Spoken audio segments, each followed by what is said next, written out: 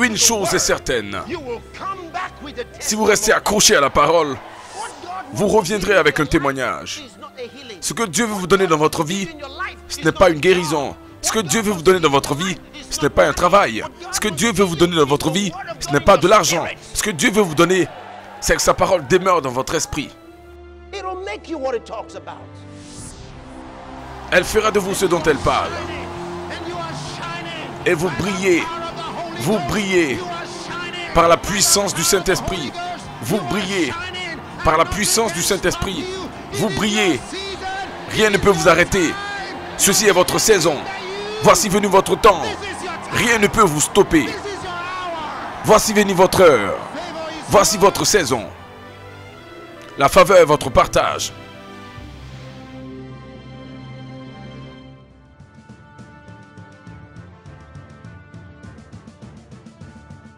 Et donc, lui regarde de ce côté, il sait que c'est l'image de Jésus qu'il est en train de vous présenter. Mais vous regardez à l'image de l'autre côté.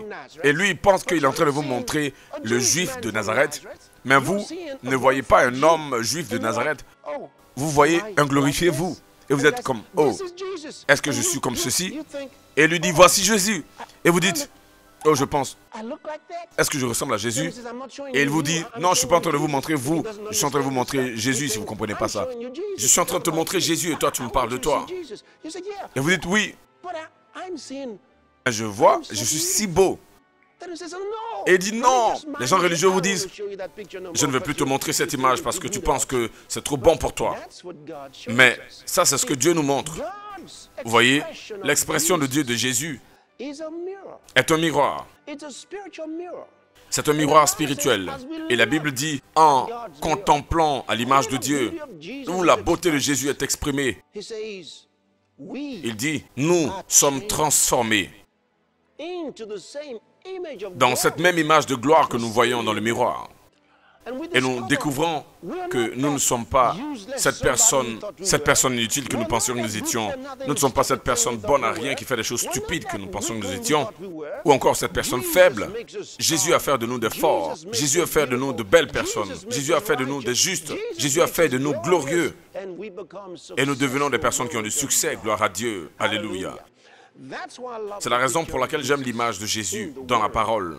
Vous voyez, il nous a envoyés pour donner ce message au monde entier. Et ça, c'est tellement important. Donc, arrêtez d'essayer de changer les autres. Aimez-vous vous-même. Vous avez de la valeur aux yeux de Dieu. Et les autres également ont de la valeur aux yeux de Dieu. N'essayez pas de les changer. Ils sont merveilleux comme ils sont. Et ils feront des progrès. Ils feront des progrès pour devenir plus ce que Dieu veut qu'ils deviennent. Parce que vous voulez qu'ils deviennent. N'établissez pas un standard pour eux. Laissez Jésus se manifester à eux. Gloire à Dieu. Laisse-moi vous lire un verset de la Bible. 1 Thessaloniciens, chapitre 4. J'aime celui-là. Il dit, restez calme. Occupez-vous de vos propres affaires. Occupez-vous de vos propres affaires. La version de la Bible King James dit, apprenez à garder le silence et occupez-vous de vos propres affaires. Vous voyez? Pensez à ce que ça veut dire vraiment. Occupez-vous de vos propres affaires. Maintenant, voici une autre version qui dit, ceci devrait être votre ambition, vivre une vie paisible, vous occupant de vos propres affaires, en faisant votre propre travail. Cela, ça me fait transiter pour le prochain point. Vous voyez, si seulement vous pouvez vous occuper de vos propres affaires, je veux dire, vous pouvez avoir du succès, vous pouvez être au maximum de votre potentiel, vous pouvez être le meilleur de vous-même, vous pouvez laisser le meilleur de vous-même s'extérioriser et rayonner dans votre monde. Vous pouvez avoir une vie extraordinaire. 1. Accordez-vous de la valeur. Deuxième point. Arrêtez d'essayer de changer les gens. Aimez-les comme ils sont. Arrêtez de penser que s'ils étaient meilleurs, votre vie serait meilleure. Oh, si seulement mon épouse pourrait être comme moi, alors les choses seraient meilleures. Oh, si seulement mon mari était comme moi, les choses seraient meilleures. Oh, si seulement mon fils ou ma fille pourrait être comme moi, les choses seraient meilleures. Si mes voisins pouvaient être seulement comme moi, alors la vie serait meilleure. Ça, c'est ce que vous essayez de dire en sourdine quand vous essayez de les changer pour devenir comme vous. Et Dieu ne veut pas qu'ils deviennent comme vous. Il vous a déjà vous. Et vous êtes déjà merveilleux comme ça. Donc, pensez comme ceci. Il dit, étudiez, étudiez, apprenez. Laissez ceci être votre ambition. Apprenez à vivre une vie tranquille et occupez-vous de vos propres affaires. Vous avez arrêté de vous occuper des affaires des autres. Ça, c'est le prochain point. Cela veut dire arrêtez de juger les autres. Le premier, c'est arrêtez d'être quelqu'un d'autre. Numéro 2, arrêtez d'essayer de changer les autres. Numéro 3, arrêtez de juger les autres. Pensez à ça. Si seulement on pourrait seulement apprécier les autres juste comme ils sont. Juste simplement la manière dont elles sont. Vous allez être étonné de la merveille que les gens sont. Vous allez être vraiment étonné. Vous allez être étonné. Si vous choisissez seulement de voir le bon en eux, si vous choisissez de voir la meilleure partie de leur vie, vous dites qu'en est-il de leur mauvais côté? Ignorez ça parce que vous n'êtes pas Dieu. Ignorez cela. Occupez-vous de vos propres affaires. Et ça, ce n'est pas du tout vos affaires. Ça, ce n'est pas votre affaire. Regardez, il dit, vous voulez avoir du succès? Il veut que vous vous occupiez de vos propres affaires. Occupez-vous de vos propres affaires. Si seulement vous le faites, vous aurez plus de succès dans vos affaires. Vous ne devez pas vous préoccuper des affaires des autres. Apprenez à vivre une vie paisible, vous occupant de vos propres affaires, en faisant votre propre travail. Occupez-vous de vos propres affaires. Arrêtez de regarder le travail de vos voisins ou encore la famille de votre voisin. Maintenant, ils sont venus avec cette autre voiture. D'où est-ce qu'ils ont pris cette nouvelle voiture? Ça encore, c'est votre problème. Occupez-vous de vos propres affaires. Où est-ce qu'ils trouvent tout l'argent qu'ils gaspillent? Arrêtez de les regarder par la fenêtre. Oubliez-les. Occupez-vous de vos propres affaires et ayez une vie heureuse. Ne pouvez-vous pas comprendre que vous transportez le fardeau des problèmes des autres? Vous les regardez autour de vous, vos voisins, vos amis ou peut-être même vos proches, ceux que vous n'aimez pas trop. Et vous pensez, où est-ce qu'ils ont eu ci? Où est-ce qu'ils ont eu ça? Pourquoi est-ce qu'ils font ci? Pourquoi ont-ils dit ceci? Occupez-vous de vos propres affaires et vous serez heureux. Aussi longtemps que vous fourrez le nez dans les affaires des autres, vous ne serez jamais heureux. Il y a des gens qui en font une affaire de s'occuper des affaires des autres.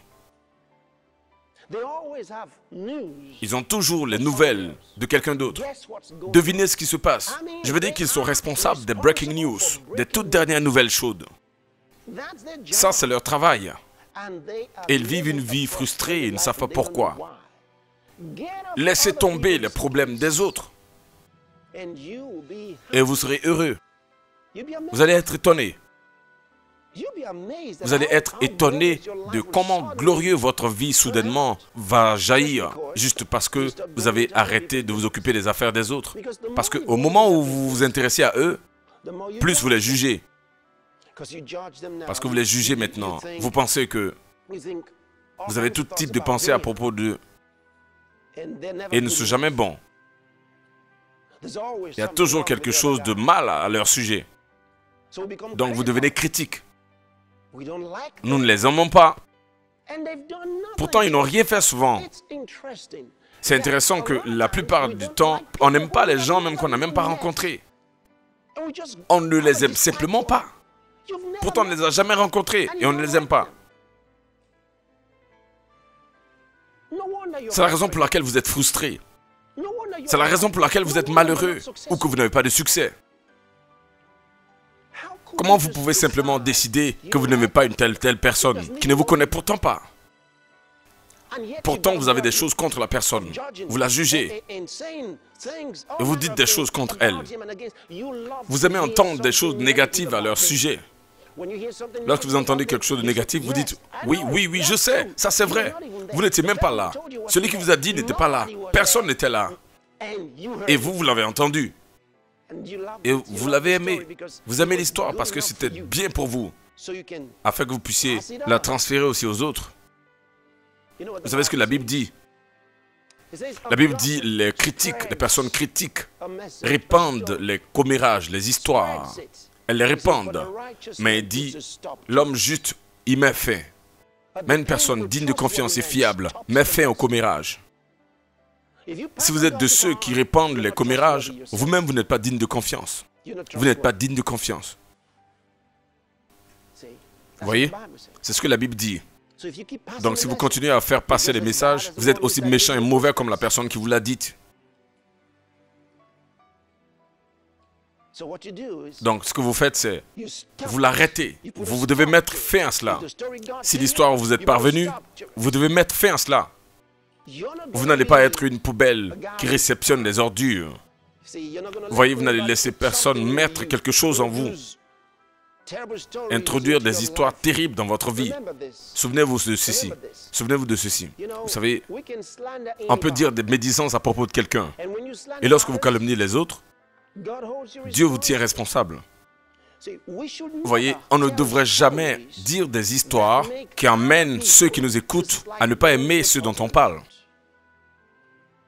C'est mauvais. Dieu ne veut jamais qu'on participe à de telles choses. Il ne veut jamais que vous colportiez une histoire qui entraîne vos auditeurs à cultiver de la haine à l'endroit de celui dont vous parlez. Notre responsabilité est de donner une bonne image des autres. Les gens disent, qu'en est-il de s'ils sont si mauvais? Eh bien, n'en parle pas. Ne soyez pas celui qui va aider les autres à détester les autres. Ne soyez pas un projecteur ou un propagateur de la haine. Propagez l'amour. Parce que vous êtes un rejeton de l'amour. C'est ce que vous êtes. C'est ça votre message. C'est ce que Jésus-Christ est venu faire. Jésus est venu nous aimer. Il est venu nous aimer. Souvenez-vous, un jour, Jésus était assis quelque part et les leaders juifs, les hommes, et je suppose que c'était la communauté religieuse.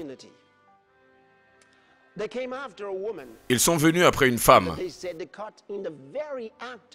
et ils ont dit qu'ils l'ont surpris en flagrant délit d'adultère.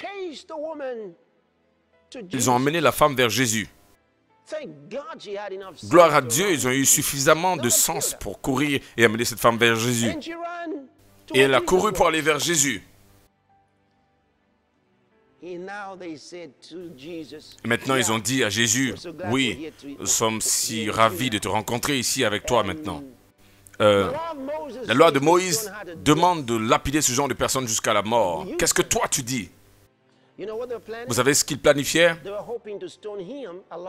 Ils avaient planifié de le lapider avec elle, s'il avait osé dire quelque chose contre la loi de Moïse. Donc ils ont dit cela pour le tenter. La loi de Moïse dit de lapider de telles personnes jusqu'à la mort, parce qu'elle a été surprise en flagrant délit d'adultère. Qu'est-ce que toi tu dis? Et la Bible dit que Jésus les a ignorés.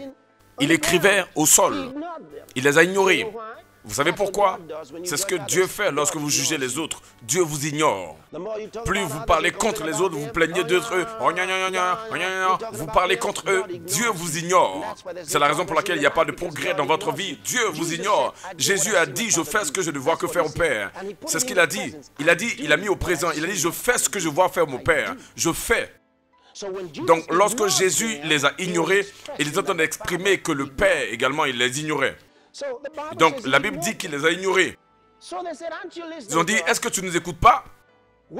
On veut savoir ce que tu penses de ça.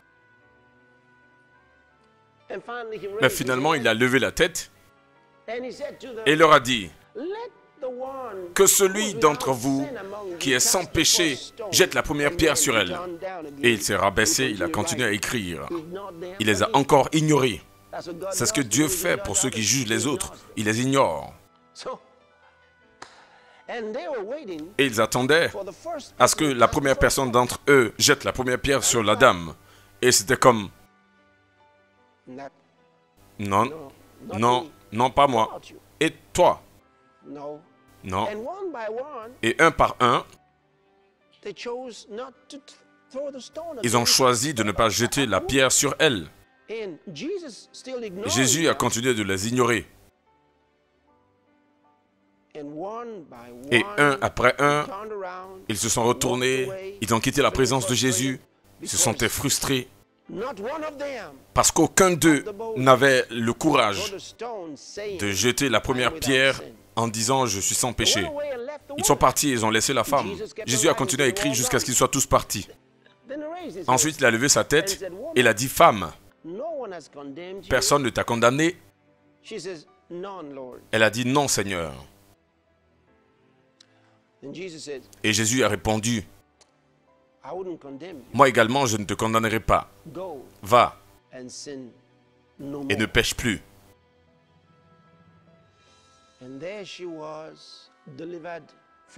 C'est ainsi qu'elle a été délivrée de cette foule. Mais ça, ce n'était pas tout. Jésus était sur le chemin pour la croix, pour rendre véritablement cette femme libre du péché éternel. Béni soit Dieu. Et on peut agir comme Jésus. Il lui a répondu, « Moi, je ne te condamne pas aussi. Vas-y et ne pêche plus. » Cela veut dire que Jésus avait reconnu qu'elle avait péché. Sinon, il n'avait pas dit, « Vas-y et ne pêche plus. » Il a reconnu cela. Donc, ça veut dire que nous pouvons reconnaître lorsque les gens font quelque chose de mal. Ça ne veut pas dire que nous ne le savons pas. On n'est pas naïf. On peut le savoir. Mais Jésus veut qu'on agisse juste comme lui. Moi non plus, je ne te condamne pas. Vas-y et ne pêche plus.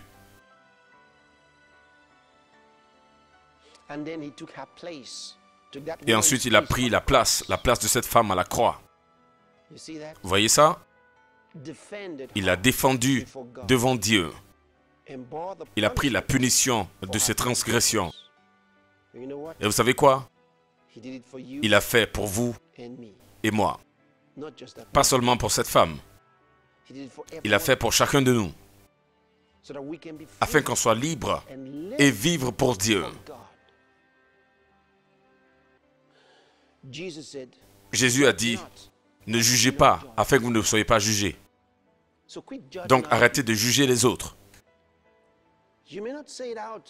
Vous pourrez ne pas le dire avec votre bouche, mais vous pouvez l'avoir à l'intérieur de vous.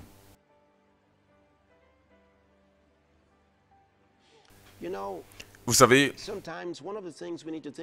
souvent l'une des choses auxquelles nous devons penser lorsque nous jugeons les autres et les condamnons, nous devons réaliser que si nous étions dans leurs chaussures, on aurait certainement agi de la même manière.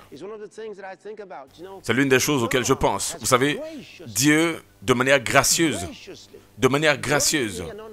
m'a donné une compréhension extraordinaire de sa parole. De telle enseigne que je suis impressionné des révélations de la parole de Dieu qui sont données et communiquées à mon esprit. Mais alors je reconnais que s'il ne l'avait pas fait, il n'y aurait pas de moyen pour que je parvienne à cela. Donc quand je vois les autres dire des choses erronées, faire des choses erronées, je ne peux pas les juger. Parce que je pense, la seule raison pour laquelle je sais que ce n'est pas bon, c'est parce que Dieu m'a aidé. C'est parce qu'il m'a enseigné. C'est parce que le Saint-Esprit m'a véritablement aidé. S'il ne l'avait pas fait, je serais dans les mêmes problèmes. Je serais dans le même bateau qu'eux. Je ne sais pas à quel niveau ils sont. Mais je sais que Dieu m'a aidé à devenir celui que je suis. Dieu m'a aidé. Il a ouvert mes yeux pour comprendre les Écritures. Et rien que penser à ça, c'est un miracle en lui-même. Si Dieu ne vous avait pas aidé, vous n'allez pas être là où vous êtes en ce moment. S'il ne vous avait pas aidé, s'il ne vous avait pas donné sa grâce, vous ne seriez pas là où vous êtes en ce moment. Donc si vous pensez comme ceci, alors vous réalisez que vous n'êtes pas nécessairement meilleur que les autres, meilleur que quelqu'un d'autre. Vous êtes simplement fier de ce que Dieu est venu vers vous et le Saint-Esprit s'est manifesté à vous dans votre vie. Vous devenez une personne reconnaissante. Et ça m'a aidé de telle sorte que si je vois les autres faire les mauvaises choses ou incapables de comprendre quelque chose que je sais, je deviens beaucoup plus humble et je rends grâce à Dieu. Et je dis, Seigneur, je ne l'aurais pas su si tu ne m'avais pas enseigné. Je serais exactement comme cet homme. Je serais exactement comme lui. Peut-être que j'allais me retrouver probablement dans un village quelque part, marchant dans les rues quelque part, je ne sais pas. Mais Dieu a été gracieux à mon endroit. Je me suis retrouvé dans l'église, pas parce que j'ai choisi de l'être, mais Dieu a été gracieux pour moi. Quand je vois ceux qui ne connaissent pas le chemin de l'église, qui ne sentent même pas l'envie d'aller à l'église, je suis reconnaissant à Dieu de ce qu'il m'a aidé. Sinon, je serais certainement quelque part d'autre. Je ne sais pas ce que je serais en train de faire. Mais je suis reconnaissant. Je suis vraiment reconnaissant au Seigneur de ce qu'il m'a aidé. Et je voudrais que vous soyez reconnaissants aujourd'hui. Soyez reconnaissants de ce que Dieu vous a aidé. C'est la raison pour laquelle vous pouvez l'entendre. C'est la raison pour laquelle vous pouvez m'entendre en ce moment. Est-ce que vous réalisez qu'il y a des gens qui écoutent des messages comme ceci et disent « Oh, je ne veux pas ça. Changez la chaîne. Oh, je ne veux pas ceci. » Mais nous, on ne leur en veut pas. Non. Quelqu'un dit même que nous sommes des arnaqueurs, que nous trompons les gens. Ils ont dit ça au sujet de Jésus. Est-ce que Jésus était fâché contre eux? Non. Ils savaient qu'ils ne comprenaient pas. Ils savaient qu'ils étaient ignorants. Ils ne connaissaient pas la vérité. Ils ne savaient pas quoi faire. Peut-être que j'aurais été comme eux. Mais je rends grâce à Dieu. Je rends grâce à Dieu. Je rends grâce à Dieu. De ce que je suis dans la maison de Dieu, je rends grâce à Dieu de ce que je vous parle en ce moment. Pas parce que je suis meilleur que vous, mais parce que Dieu a été bon et miséricordieux à mon endroit et a ouvert mes pensées aux Écritures. Il a ouvert ma pensée au Saint-Esprit afin que je puisse comprendre ces choses. Gloire soit rendue à Dieu. Alléluia. C'est ce que vous devez faire aujourd'hui. Dites-lui merci de vous donner l'opportunité de découvrir quelque chose de Dieu, d'avoir la crainte de Dieu, de même avoir le privilège d'écouter de tels enseignements. Dites merci à Dieu parce qu'il vous a aidé à croire. Et priez également pour les autres quand vous voyez les autres qui ne sont pas aussi gentils que vous, qui ne sont pas aussi des personnes qui aiment Dieu comme vous. Ne soyez pas fâchés contre eux. Priez pour eux. Priez pour eux. Peut-être que, au travers de vos prières, Dieu va répondre et deviendra aussi clair pour eux qu'il l'est pour vous. Et ils parviendront à saisir la même vision que celle que vous avez eue. Ils parviendront à avoir la même compréhension que vous. Peut-être si vous priez, au lieu de condamner, peut-être que si vous priez pour cette personne avec qui vous avez des problèmes, il pourrait y avoir un changement. Peut-être. Mettez simplement vos pieds dans leurs chaussures. Vous ne savez pas combien ils ont vécu depuis, vous ne savez pas d'où ils viennent. Vous ne savez pas ce qui s'est passé dans leur enfance. Peut-être que toutes ces choses qu'elles ont vécues sont en train de remonter à la surface et prendre le contrôle de leur vie. C'est ce qui justifie qu'elles agissent comme ça et qui fait que vous n'aimez pas. Vous ne le savez pas. Mais vous pouvez être reconnaissant et prier pour eux. Alors Dieu va toucher leur vie. Donc rappelez-vous, arrêtez d'essayer d'être comme quelqu'un d'autre. Et arrêtez d'essayer de changer les autres. Arrêtez de juger les autres. Croyez en ce que Dieu a fait de vous. Contrôlez votre langue. Et vous allez expérimenter des journées glorieuses tous les jours. Vous pouvez être un succès. Et vous pouvez fonctionner au maximum de votre potentiel.